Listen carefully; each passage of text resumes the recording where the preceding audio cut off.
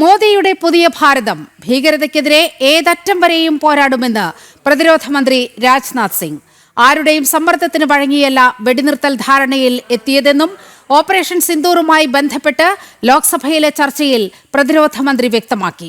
നാളെ ആഭ്യന്തരമന്ത്രി അമിത്ഷായും പ്രധാനമന്ത്രിയും ലോക്സഭയിൽ സംസാരിക്കും.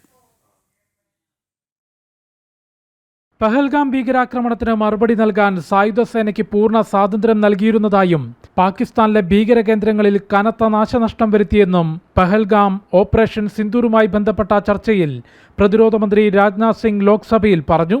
മോദിയുടെ പുതിയ ഭാരതം ഭീകരതയ്ക്കെതിരെ ഏതറ്റം വരെയും പോരാടും. പാകിസ്ഥാനെതിരായ സൈനിക നടപടി സ്വയം പ്രതിരോധത്തിന്റെ ഭാഗമായിരുന്നു.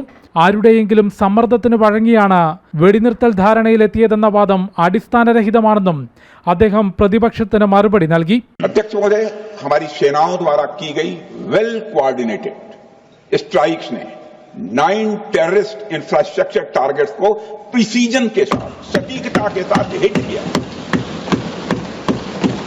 और इस सैन्य कार्रवाई में एक अनुमान के अनुसार 100 से अधिक आतंकवादी, मैं बहुत संभल कर बोल रहा हूं अध्यक्ष महोदय, हमारी फिगर गलत ना होने पाए, फिगर इससे बहुत अधिक है, 100 से अधिक आतंकवादी, उनके ट्रेनर, उनके प्रशिक्षक, उनके हैंडलर लश्कर-ए-तोयबा और हिजबुल मुजाहिदीन जैसे आतंकवादी संगठनों से संबंधित थे.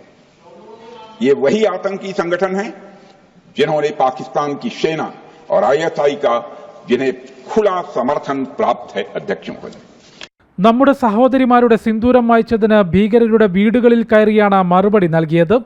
100-ലധികം കൊടും ഭീകരരെ വധിച്ചെന്നും ഭാരതത്തിന്റെ തന്ത്രപ്രധാന മേഖലകളിൽ ഒരു നാശനഷ്ടവും ഉണ്ടായിട്ടില്ലെന്നും പ്രതിരോധ മന്ത്രി പറഞ്ഞു.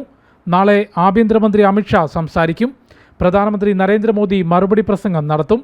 രാജ്യസഭയിലും നാളെ ഓപ്പറേഷൻ സിന്ദൂർ ചർച്ച ആരംഭിക്കും.